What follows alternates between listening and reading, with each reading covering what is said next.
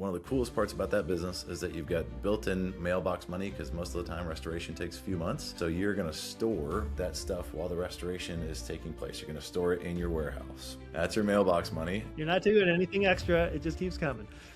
Welcome to the Franchise Champion Show. I'm Alan Regala, former G1 athlete, Stanford engineer, and franchise owner who built a multi-million-dollar exit. I created this show to help high performers like you find the right franchise vehicle to build wealth and reclaim your time. My guest today didn't just work in franchising, he lived it. He spent 8 years running his family's franchise business before they successfully exited. He knows exactly what it takes to build a business that serves your life rather than one that just consumes it. Now he helps others to do the same as a franchise development director for Belfor Franchise Group, one of the biggest names in service-based franchising. Keith Wachter, welcome to the Franchise Champion Show. Thanks, Alan. Happy to be here. Thanks for having me on. Of course, I'm excited to have you on. Well, before we get started into Belfor Franchise Group and what you're doing there now, I'd love to hear how you got into franchising.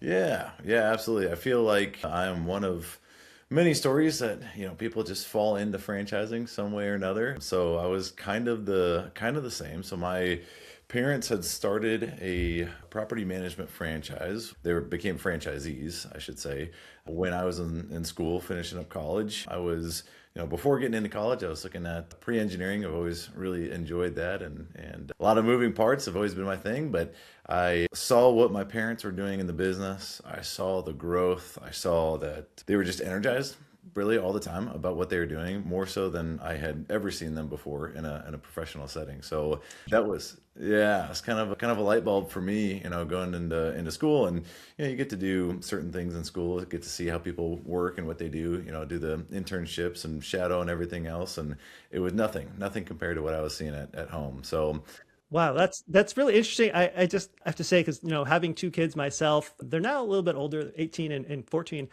But when they were younger, I owned my own business since before one of them was even born. But it seemed like, at a certain age, you don't really pay attention to what your parents do. Right. It doesn't really click until you kind of get into that role, like where you're in the college and you're starting to learn about what people really do.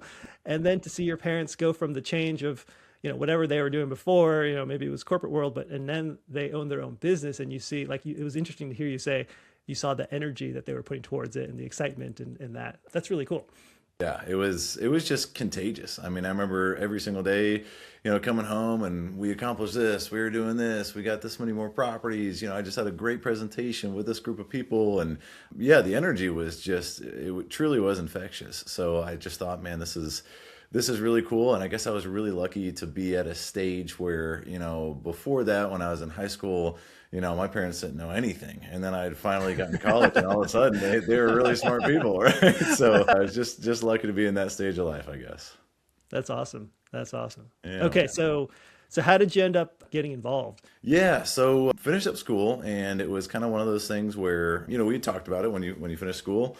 Let's make this as our next step. So that was great. Walked right into it. And what was kind of had a conversation. What's the biggest need right now? What does the business really need the most? And that was a role in sales, business development. So that's what I did, and primarily focused on the entire time in the business. We had some staff from an operations perspective, so I was lucky enough to focus on the sales side. So yeah, moved to Orlando, originally from Nashville. So moved to Orlando for the business, and we got after it. We grew property count. We grew from a revenue perspective too, year after year. So it was really, really exciting. And yeah, I was doing what I tell a lot of franchise owners to do right from the get-go. And that is just get out there, hit the pavement, shake a lot of hands, talk to as many people as you can, and just focus on that business development. So I was able to kind of live a little piece of what I kind of tell people on a daily basis.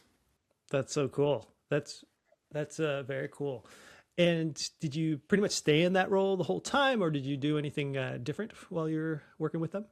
Yeah, so primarily stayed in that role. Did help on an operational side as well. When I was in school, I was in marketing, but helped out a little bit in operations too once I was actually in the business. So we were starting to grow, and of course, everything's always changing in entrepreneurship. So as we had new opportunities arise, we'd tackle them and figure out business plan around it, run some numbers, and then go execute. But yeah, COVID was tough. COVID was pretty tough for us. We were specifically in short-term rentals. So yeah, it was a challenging time. Couldn't actually even rent two renters during COVID for about three Wow. months.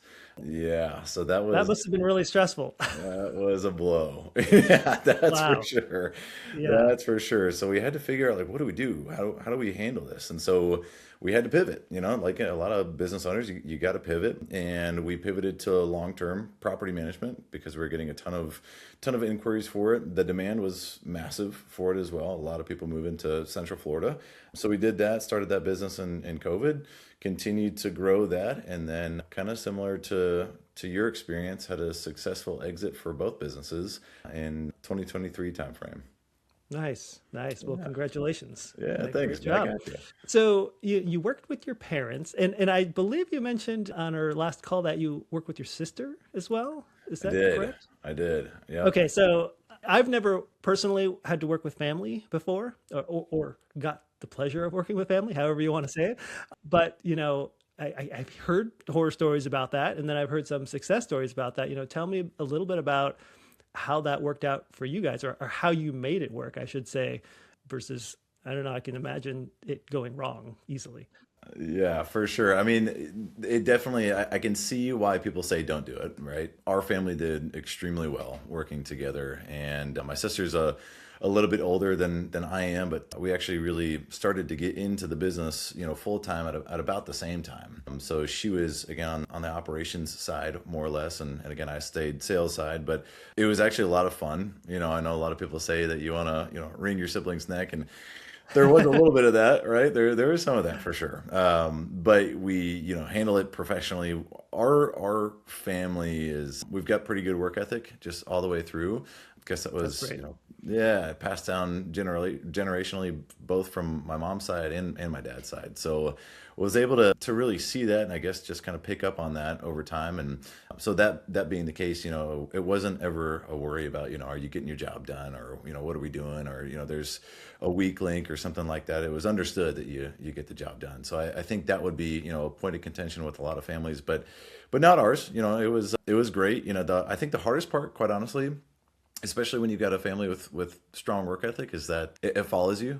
So every birthday party, every family, dinner or something like that, it's probably going to come up, Yeah. and that's, for a lot of people, it's not a whole lot of fun. For me, it was kind of like, we continued to get things done. I mean, we just used opportunities to get it done. And it was like, there was never something that was just floating out there that, kind of drifted off. It was, we had to handle it, and we did. And it was a 5-minute conversation. And now we go back to hanging out and having dinner. So yeah, it really it was a blessing for us, truly. That's great. That's great. Yeah. Yeah. I can imagine if you're all in the same wavelength as far as work ethic goes and getting your stuff done, and you don't have like the one person who's slacking, or, just doesn't have that same work ethic. I can imagine, yeah, that it could work. So just for people out there, considering working together, family members, I think sounds like an important piece of the puzzle there. Absolutely. I think that's a big part of it. We always had a really strong plan too.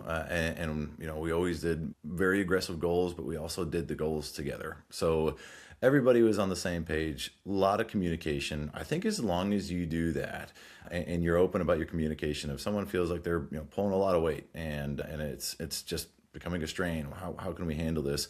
It's everybody jumping in to handle it, right? It's not just, well, that's your job, figure it out type thing. So if you do that, you got a strong plan, you communicate well, I think most families can do really well with it. Absolutely. Cool. Cool. Yeah. And I can imagine, you mentioned, on the personal side, still kind of work coming up and things like that. I mean, I feel like for most business owners anyways, it's like, especially if you really get to control your time, and you get to choose when to work, when to not work. It just is kind of, they kind of like all flow together, at some point. And it's like, you're still the same person. And yeah, you might not be actively, talking to clients or whatever else, or on the computer, but, I don't think it's a bad thing necessarily that work can come up in whatever that you're doing, because it's something you care about, and, something that it can be helpful for the business. 100%. Yeah. You talk to a lot of business owners, and it's, how hard do you work? Do you work all the time? And a lot of them say, yeah, I work super hard, but it's my decision to work hard, number one. And number two, we all, the way that we set up compensation is that, the more the business grew, we all get compensated more, just like a business owner would. If you grow your business more, you will be compensated more. You put in the effort, you'll be rewarded for it. And so that, I think, totally changes your relationship with work, number one. Number two, it didn't really feel like work when it did come up. So I think that was, another blessing. I'm not sure if that's just, again, from our family's, kind of viewpoint on work or what it was, but if we had a 10-minute, 15-minute conversation at a dinner table, you handle it really, again, didn't really feel like work. Maybe you pulled out your phone to take a quick note, right? And then you get back to it, and you can do a lot of little stuff like that. And then, you've got a lot of really fun things that you do. So you go out to work, as a family, and we go grab dinner somewhere because we were out on the job, and that certainly didn't feel like work at all. Just a common vision, common goal. And then we were, down by the beach having a couple of drinks and some appetizers, and finishing out the day that way. I just can't imagine a more fulfilling way to spend a day. It was awesome. Yeah. I can imagine a lot of work retreats, for the family together. Yeah, I can imagine exactly. a lot of work events, retreats, dinners, and all sorts of stuff like that. Oh yeah, absolutely. Yeah, you get plenty of opportunities for for all the retreats. So yes, yeah, a lot Nice. of fun to be had for sure. So how did you end up getting into Belfor? Yeah, so when we went to go sell our business, the franchisor had approached us because we were always, on the leaderboard for the franchise organization in terms of franchisee performance. And so I was given the opportunity to join that team, which was great for a while. I did it for about a little over a year, and just happened to meet some folks at Belfor actually at a conference. And conversations kind of led from one thing to the next. Set up a pretty casual interview that led to more seriousness, and then I was given the opportunity to jump on Belfor and their team, and that was at the end of 2024. So also been a pretty recent thing with Belfor, but it's been a super strong year. Talked to a lot of franchisees, talked to a lot of franchise candidates, brought on a number of franchise candidates too, so or new franchisees to the system. And yeah, it's just been a lot of really cool and exciting growth, and very cool to see more industries and how, different organizations do different things, things differently. So yeah, it's really cool. Specifically, Belfor's approach to training and ongoing support is totally different than a lot of other franchise businesses that I've seen out there. And so to be able to see that, firsthand and get my hands on, equipment, or be in a commercial kitchen in a training facility or training setting, things like that, just very, very unique opportunity to do that. So yeah, it's been good. That's great. So for those who may not know, familiar with Belfor Franchise Group, tell us because it's not just one, it's not just one brand that they have, it's, several brands. So tell us about kind of how that works, within the organization. Yeah, absolutely. So we are parented by Belfor Property Restoration.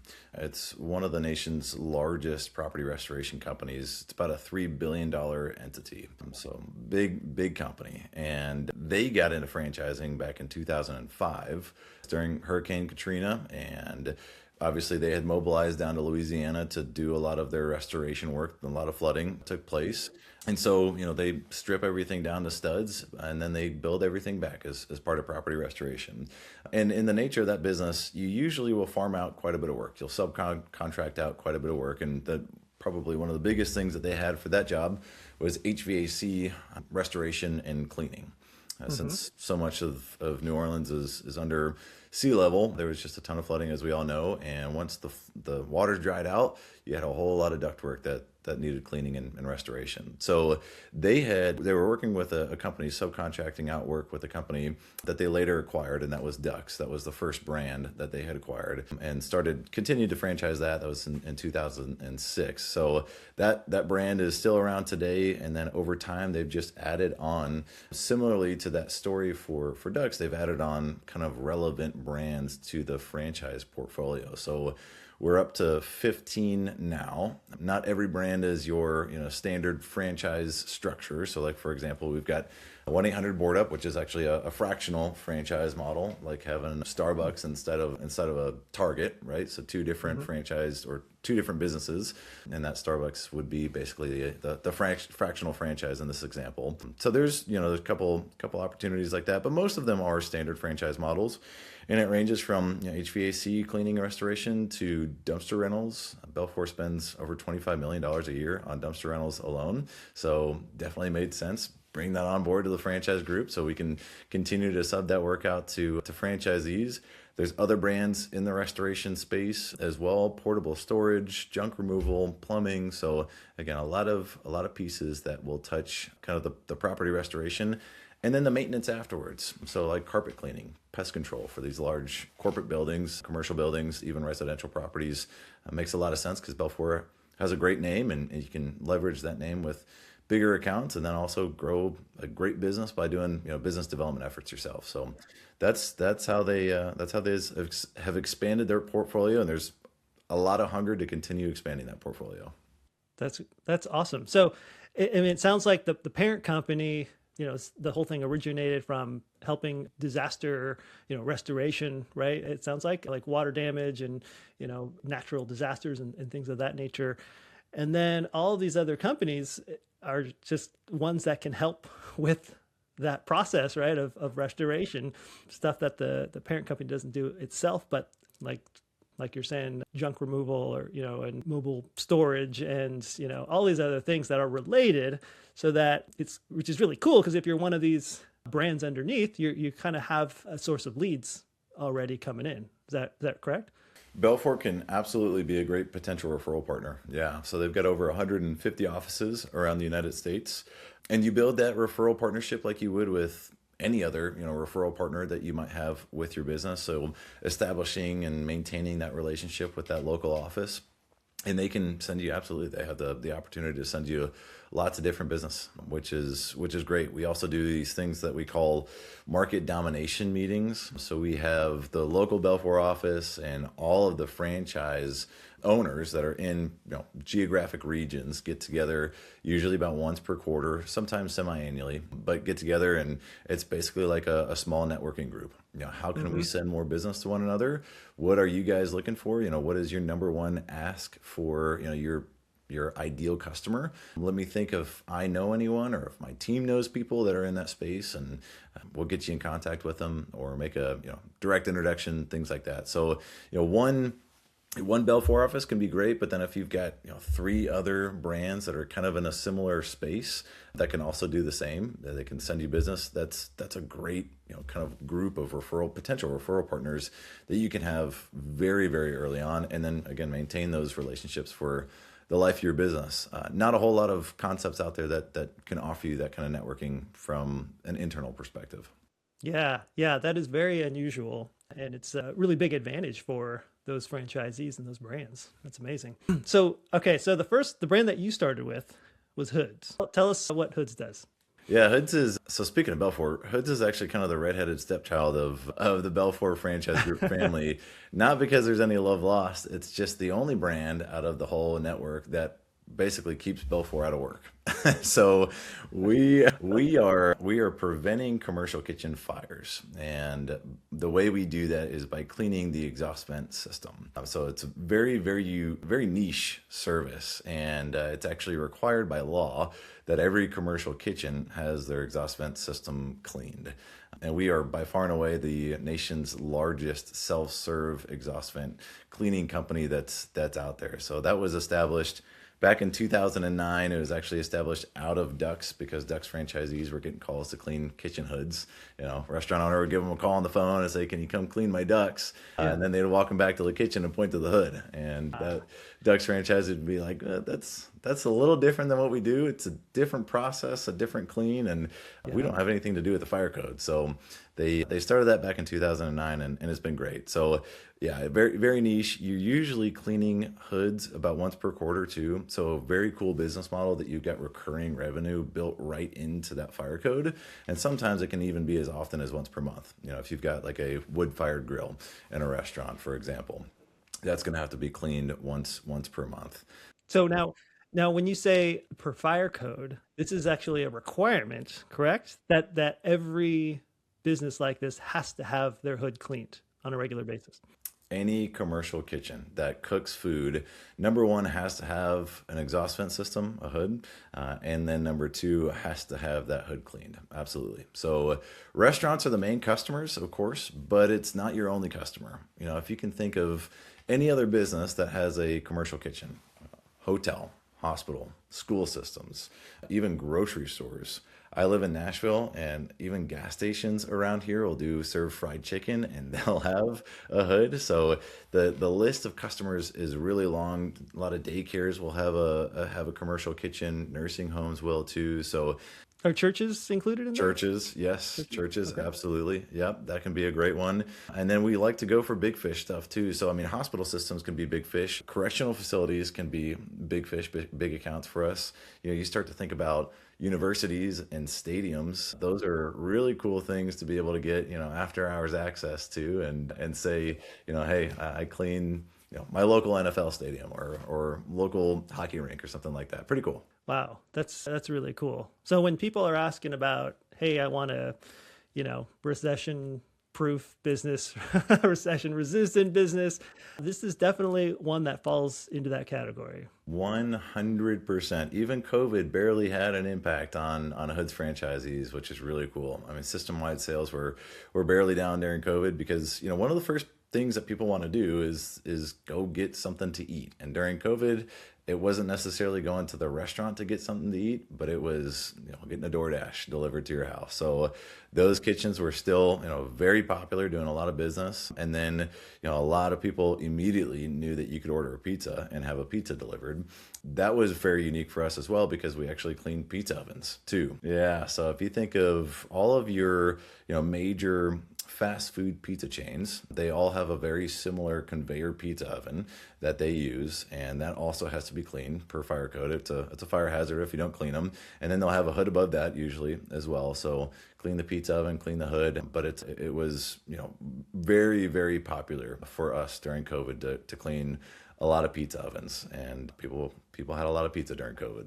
I know I did. Yes, yes, Yeah, we sure did. a lot of pizza. People can't do too long without a hamburger. So yeah, and you just get tired of cooking at your house, right? So people are always going to order out. Yeah, yeah. Well, that's great. So with this particular business, now I know that you're going in to clean people's hoods, but you can't do that during the day because that's when the restaurants are operating, right? So I assume this is done after hours, correct?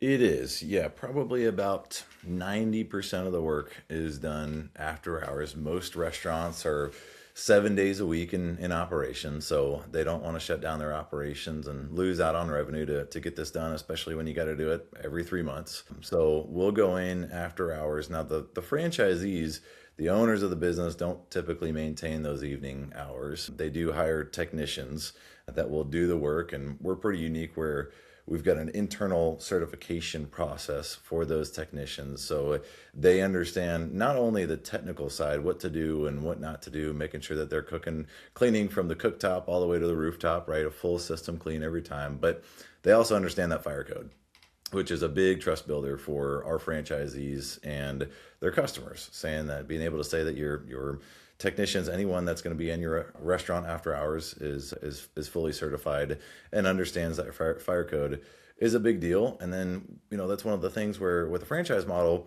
we've been around for over 15 years. We've been able to build on that and build systems and processes for that amount of time. So we've got this massive, robust back office, education center, university center, we call it, where those technicians can basically get, a ton of online training before they even step foot in a commercial kitchen. They don't ever have to have worked in a commercial kitchen. The franchisee certainly has never had to work in a commercial kitchen to know what to do. And then there's even specific videos of like our team inside a McDonald's or inside a Burger King doing a hood clean so that you can see specifically what it looks like in that restaurant, for example. So, even a little bit of, kind of POV training when it comes to what a technician gets to see. Got it.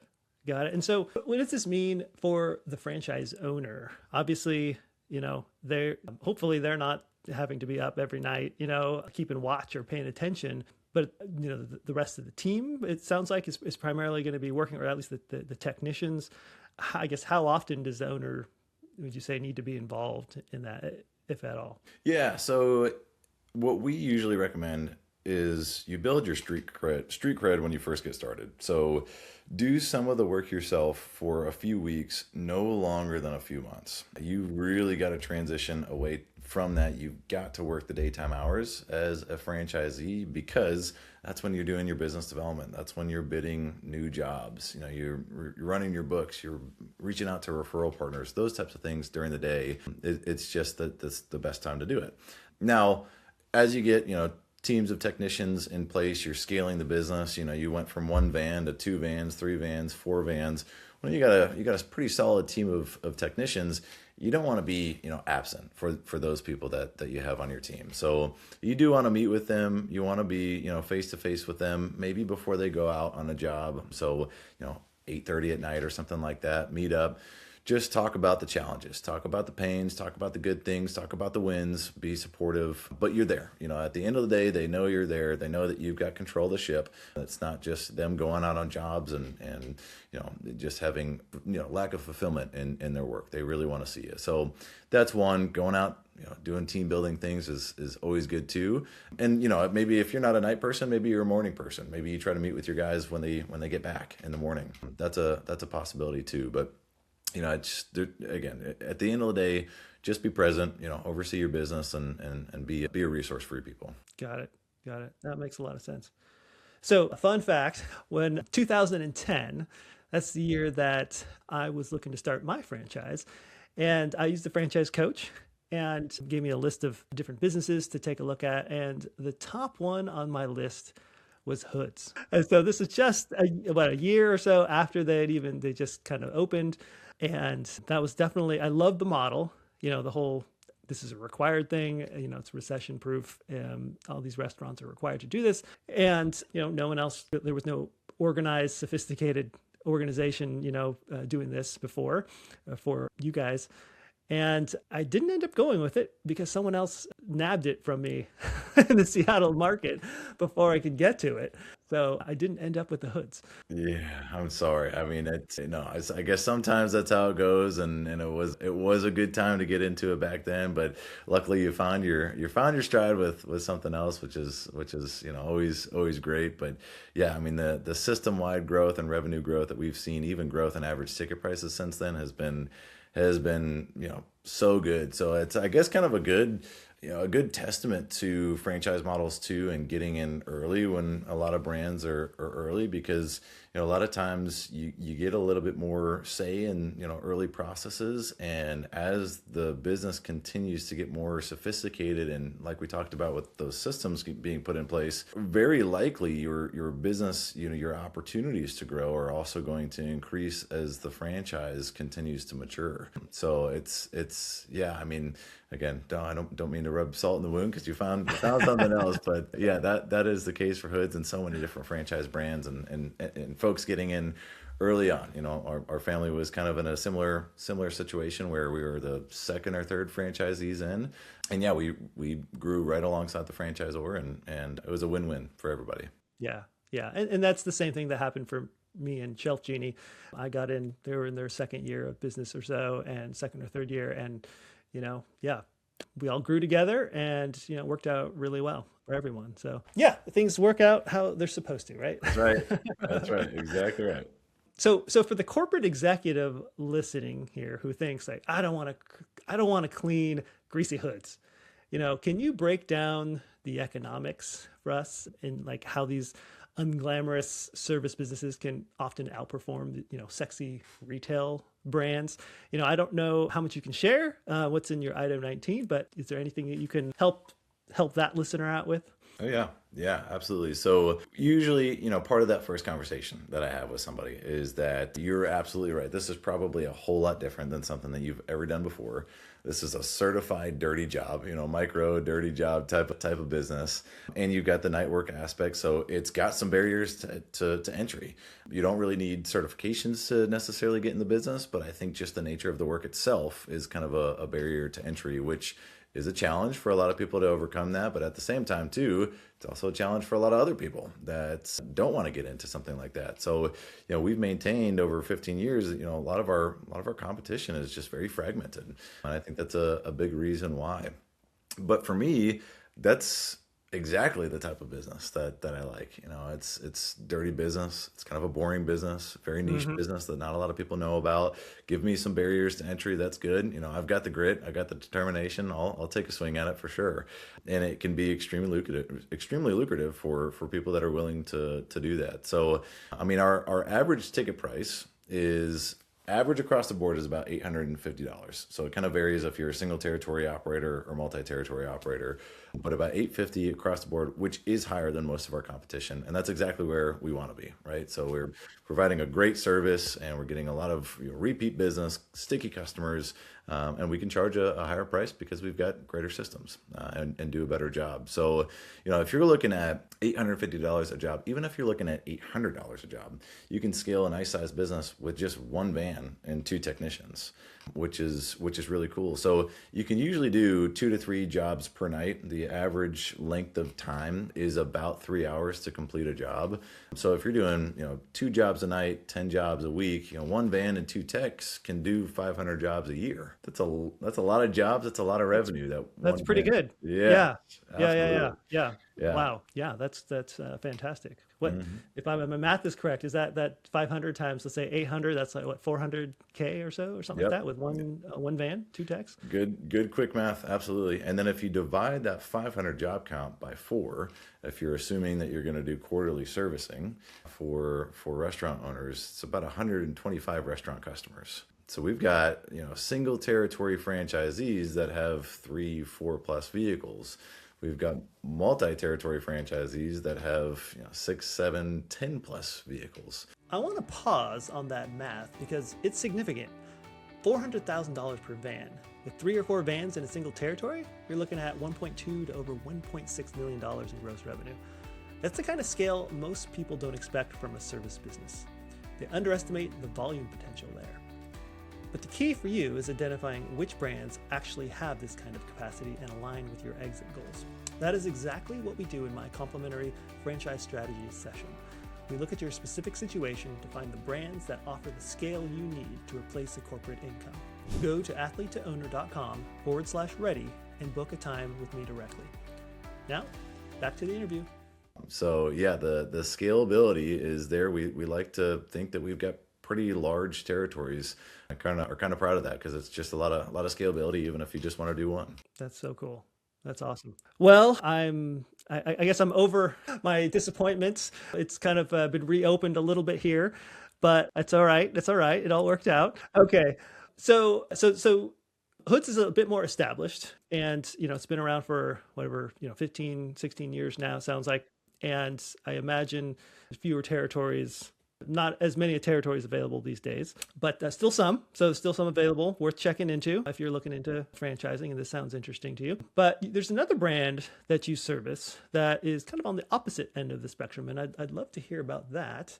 But I believe it's called Blue Kangaroo Packoutz. Yes, absolutely. Yeah, so definitely different end of the spectrum. It is still kind of a dirty, kind of somewhat boring business, just being that you're in contents restoration and are part of the restoration industry. So there are lots and lots of restoration companies out there. It's a $210 billion industry. Yeah, it is a behemoth of an industry. So there is a lot of revenue to go around, but really not a ton of contents restoration companies that are out there. not a lot of people that specifically focus on doing contents restoration and mitigation. So that's what Blue Kangaroo Packoutz focuses on. So Can you just give us an example of what contents restoration actually means? yeah, absolutely. So let's say, you are a homeowner or a business owner and you wake up one day and your house had caught on fire or it had flooded. All right. So it's a big job. You call your insurance company, most likely. The insurance company is going to get in contact with some restoration company. And you're going to have your restoration company that's going to have to tear everything down to studs before they can rebuild it. Well, in almost every single case, you're going to have all that stuff that's inside of that home, for example, that has to go somewhere so restoration could do their job. So it's a very needs-based business. And again, it's pretty underserviced because there's just not a lot of contents restoration companies that are out there. So the process is we'll go out to that job. We'll do a pack out. So that's industry standard term. You do a pack out to where you take all the stuff, you put it in corrugated boxes, and you take it back to a warehouse that you have. Then when you're at the warehouse, you're going to do some restoration to those contents. So you're cleaning contents, you're cleaning people's stuff, you are wiping soot off of it, you're doing a dehumidification on things like a couch or chairs, love seats, basically anything that's porous you'll need to get the water out of. And that's going to happen if it's a flood, it's going to happen if it's sewage backup, and it's going to happen if there's a fire too, because the fire department doesn't really care what they're getting wet, they're just putting out that fire, right? So everything is going to have soot damage and it's all going to be wet. So you've got to dehumidify that, take all the water out, and then a lot of times you got to do an ozone treatment so that it doesn't have a smell to it. So those are kind of the inner workings of a lot of the restoration piece. And then one of the coolest parts about that business is that you've got built-in mailbox money, because most of the time restoration takes a few months. So you're going to store that stuff while the restoration is taking place. You're going to store it in your warehouse. Okay. That's your mailbox money. And then that's nice. Exactly right. It just keeps coming. It just keeps coming. Yeah, you're not doing anything extra. It just keeps coming. That's exactly right. So you're kind of a little bit in the storage business at that point, which is really cool. And then restoration company calls you up or insurance company calls you up and says, hey, restoration is done. They're ready for their contents again. So you'll get a final payment for, before you do the pack back, you get a final payment on the job, and then you put all the stuff back. And we've got all the tools and technology to let us know exactly where we picked up every single piece of content. So we'll put everything back exactly how we found it. So basically, like the damage never occurred. Wow, that is really cool. I mean, that sounds amazing. I can imagine how overwhelming that might feel as a homeowner for if I had a flood or a fire and so much stuff just feels like it's ruined. And I guess I wouldn't even think to this can be cleaned, this can be restored. Like, what is there, I don't know, a percentage of things that you generally find that, that's possible to restore, or a certain amount of things that can't be restored? I mean, how does that typically work? So in a lot of cases, a lot of stuff can be restored. But sometimes, if you've got a really bad fire, then we might be in a total loss category or situation. And in that case, we're probably not doing a lot as Blue Kangaroo Packoutz franchisees with those types of jobs. Restoration companies will get in there, but that's when, someone like Belfor calls Red Box Dumpster, one of our, sister companies, and does a dumpster rental and gets everything fixed up that way. But in a lot of cases, a lot of your stuff can really be restored. And especially, a lot of people have very sentimental items that they don't want to get rid of. Even though the dollar value of that item is not that great, they still want to keep it. They still want it to be restored. So that's a lot of what we do. And then, even if you're looking at, well, what if I just want to get new stuff? Is insurance going to pay me just for all new stuff? The answer is yes, but they're going to pay you a percentage of what the stuff is actually worth or what you bought it for, right? So you're not getting a ton back for that. Probably going to have to come out of pocket a little bit to get, what you want back in there or similar stuff back in your home. So, from an economic standpoint, it also makes sense for the insured and for the insurance company to work with a Packoutz company, because it's, typically can save a little bit of money that way. And then for the really difficult stuff, electronics, really nice artwork, pool tables, grandfather clocks, things like that, grand pianos, we will subcontract that work out. So we don't get into, the super specialized type of things, but can certainly still assist in that process. Well, that's great to know that that's possible to salvage most of those things, especially the sentimental items that you mentioned or really expensive things. And, you're already going through enough as it is with all the damage that's just happened to your house or your business or whatever. So that's great to know that a lot of it can be salvaged. Yeah, absolutely. I mean, the average home has over 300,000 pieces of content inside the home. Yeah. So some of our jobs can be absolutely massive. And, you start that business with one technician. So you've got the franchise owner and they're going to hire a technician.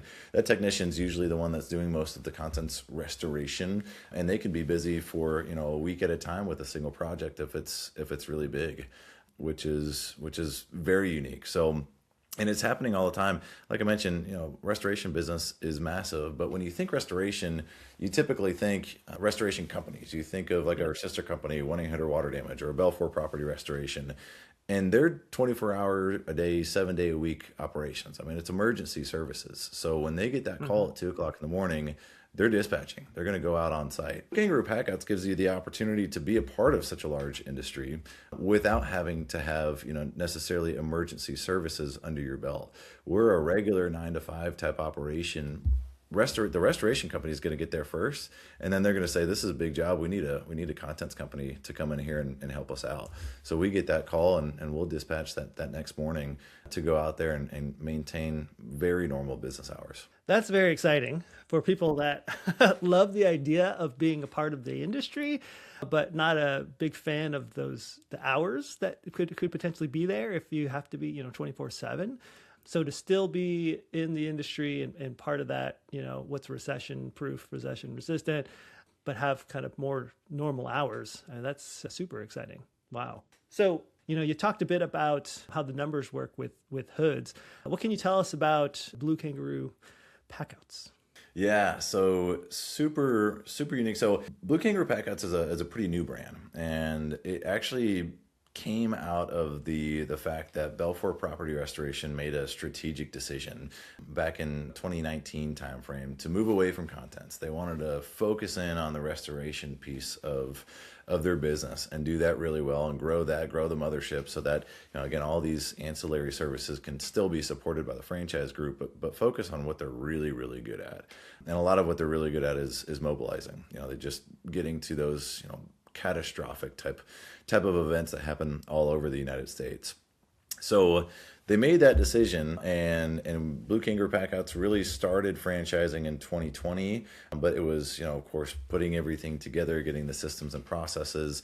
So then in 2021 through about 2023, 24, it really started to take off. So we've got, over 130 territories or kind of locations covered, managed by a little over 70 franchisees in the United States. It's been great growth, but a lot of that growth really came in 2023 and 2024. So our average franchisee is doing just under $760,000 in gross sales, which is great considering that we've just got a absolute ton of young, quote unquote young, newer franchisees in the system. So they've been able to scale well and grow, great businesses in that time frame. That's fantastic.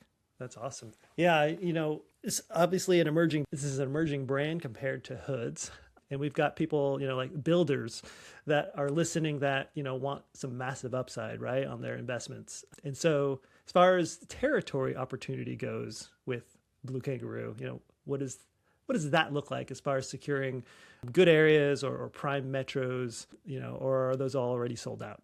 Not at all. No, we've got a ton of prime metro markets that are still available all over the United States. I mean, and from Pennsylvania and New York and Massachusetts to California, we just have a lot of available territory, which is super exciting. But again, we're proud to say that we have huge territories with this business, and it's very scalable territories. So our Blue Kangaroo Packoutz territories are usually at a population of about 1 million people. Wow, that is really big. Huge territories. That can be 300 to 500,000 households by itself.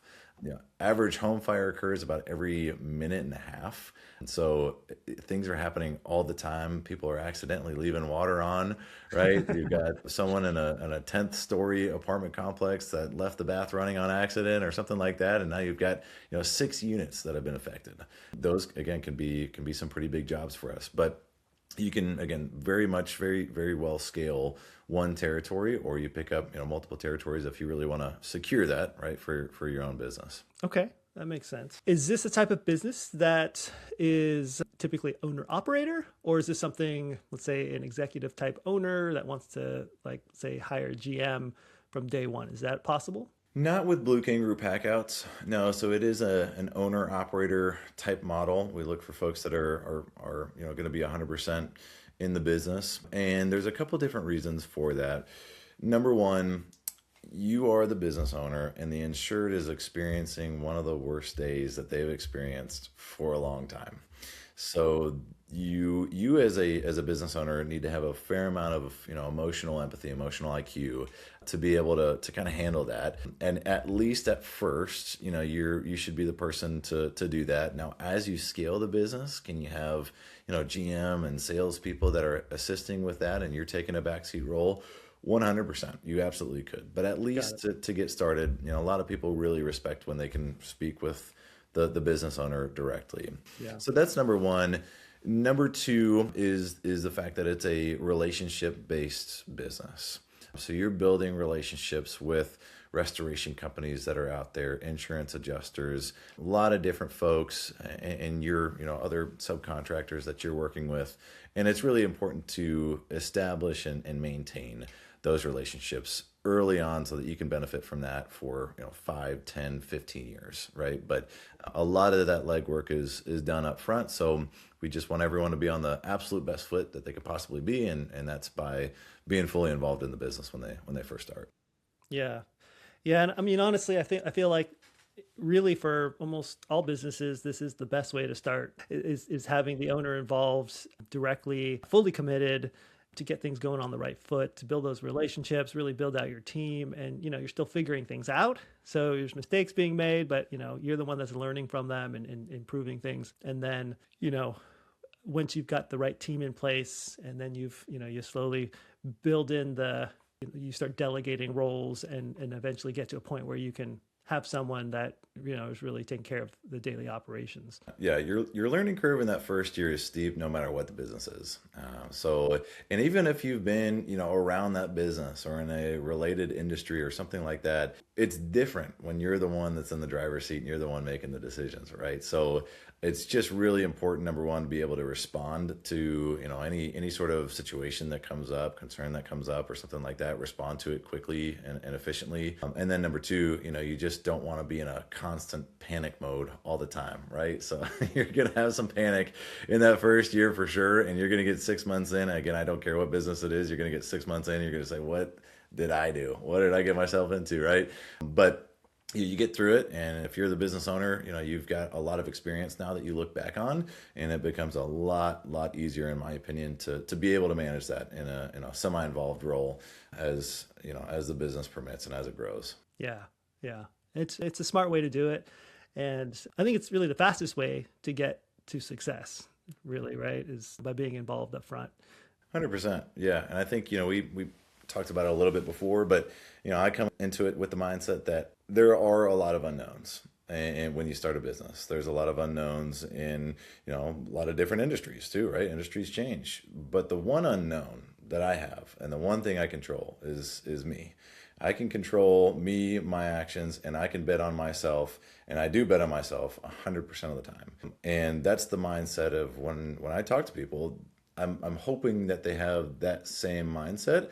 If they don't, maybe they'll come around to it, because that's what it is. I mean, the buck stops at you, and you've got full control. And even, a lot of people think, well, I'm buying a franchise. A franchisor is going to run it for me, or they're going to have all these tight restrictions, right, on things that I can and cannot do. But, once you actually get into the business model, you realize that no, it's assistance, it's support, it's processes to follow, which can feel like constraints to some people. But in reality, it's you operating, it's you managing, it's your decisions. And so, yeah, at the end of the day, you can rely on yourself, and if you have that confidence, those are the franchisees that typically we see do the absolute best. Yeah. Yeah, that's what I always recommend to my clients is, go in with the mindset that this is your business. This is a franchise you're buying, and they have the support and the systems and the processes and all of those great things. But at the end of the day, you're the one who's responsible for your own success, and, not rely on them to solve all your problems. Don't sit there and wait for the help to come, figure things out. And of course you do want to get their help in as much as you can, but there are certain things where you just can't sit there and hope that and hope that they're going to help you out of some issues, when really at the end of the day it's up to you. Make it work. Yep, you've got a springboard, you got a backboard to be able to talk to, right? So you've got people that have industry experience with the franchise. You've got the network of other franchisees that have probably been in a similar situation before. So you've got all the support to be able to help you get through the situation. But it's still, again, like we talked about, it's you that gets you through that situation, and your business through that situation. And kind of similarly with growing the business, I think too, it's one of the number one questions I always get. How do you grow the business? That would be my number one question, right? In franchisors, Blue Kangaroo, Packoutz, and Hoodz included, there can absolutely be some lead generation from the franchisor. Like with Blue Kangaroo, Packoutz, we work with very large TPAs, third-party administrators that basically are middlemen with insurance companies, and they want to work with national companies like Blue Kangaroo, Packoutz, people that have experience, and so that can generate some great business. We've done a lot of TPA work, in the last year. Hoodz has national accounts, so working with national restaurant chains and grocery store chains to be able to send that business to franchisees. But at the end of the day, who actually grows the business? It's you. It's the franchisee. You're making it happen. You're, like we talked about, establishing those relationships. So can you get some of that assistance? Absolutely, but similar mindset where you gotta bet on yourself. You gotta grow your business, and you will grow your business a lot faster than really any franchisor out there would. Yeah, I love it. I love it. For someone out there who has never owned a business before, and they've come from the corporate world, and they don't have the experience of owning their own business, what kind of tips do you have for someone like this who's, their top concern is that, well, I've never done this before, and I just, I don't know if I can do this. Like, I mean, they have confidence in their abilities in what they've done before, but this is something new. What kind of advice would you have for someone like that? Yeah, in my opinion, in my experience, that is where the franchise system thrives. It's where you've never owned a business before. You've never been in anywhere close to this business or this industry before. You go from being a professional and probably, a pretty specific skill that you have, a white collar skill, to, becoming an expert in a business that you've, again, probably maybe never even heard of before. Happens all the time with these two brands, right? Never even heard of that. Right? So that's where finding a franchisor that focuses on that training and support so heavily becomes extremely important.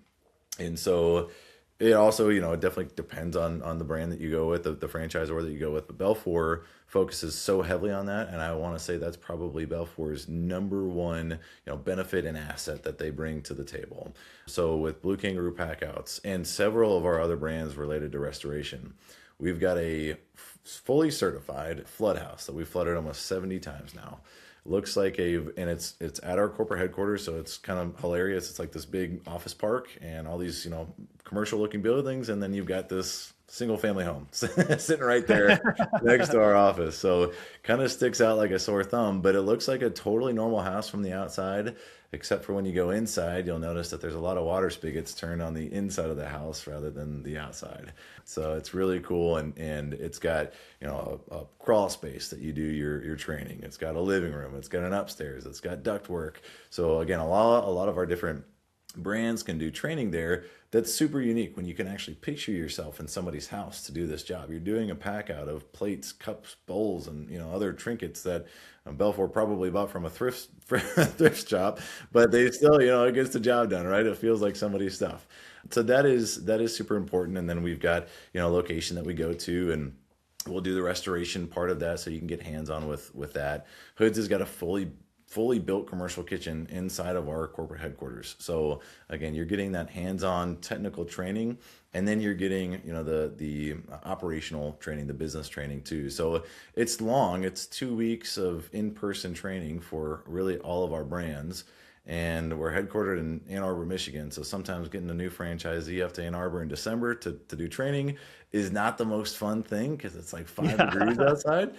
But it's absolutely worth your time. It's worth your while. And then after that, you're going to meet with a business coach initially weekly, and then bi-weekly, and then monthly. So you've got this very soft landing approach that we take for getting out, into your market and starting to launch the business. But training doesn't really just start with, coming to Ann Arbor and all right, let's go out and let's start doing things. It happens weeks and weeks ahead of time. So with all of our brands, we do a jumpstart process. It's basically our onboarding process. And we're helping our new franchisees with securing vehicle and their vehicle and their equipment for the business, their insurance. They're starting to go through our online training. So we've got online universities for all of our different brands. And again, it's industry professionals that have put these training programs together like you see in so many large corporate settings and so many, a lot of ways that help people with training, ahead of time and kind of shorten that length of time that it takes to become an expert.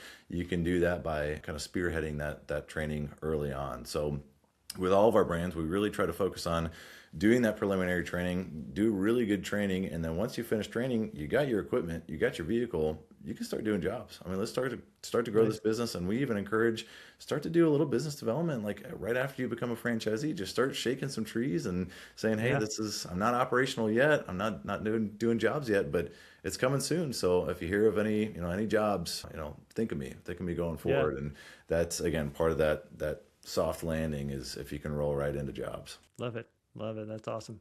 Well, Keith, it's been a pleasure speaking with you. How should people get a hold of you if they would like to connect with you? LinkedIn or email? What's the best way? Been an absolute pleasure, Alan. I really appreciate it again. I am super active on LinkedIn, so always happy to chat on LinkedIn. I'll continue to post. You can email me, keith.belfrangroup.com. Always happy to answer emails, but don't hesitate to reach out with any questions, and happy to chat as always. Awesome. Perfect. Well, I'll put a link in the notes for the listeners. And if you've heard something today that you want to explore Belfor brands specifically, reach out to me. I can help determine the right fit, if it's a Hoodz or Blue Kangaroo or whatever it might be. And then I can fast track that introduction to Keith here so you don't get stuck in, the general inquiry pile. Keith, thanks for joining us and congrats on being a franchise champion. Awesome. Thanks, Alan. Appreciate it. What I really appreciated about that conversation with Keith was the focus on resilient demand. Whether it was mandated cleaning for Hoodz or the insurance-based work for Blue Kangaroo, both of these models are built to perform even when the economy gets shaky. For those of you looking to replace a corporate salary, that stability is everything. It's not just about buying a business, it's about buying a vehicle that allows you to sleep at night after your exit from the corporate world. If you're ready to find a vehicle like this, one that fits your financial goals and your lifestyle, let's have a conversation. Go to athletetoowner.com/ready and book a call with me. We will look at your current situation, your liquid capital, and your timeline to see if one of these brands is the right key to unlock those golden handcuffs. I'm Alan Regala. See you in the next one.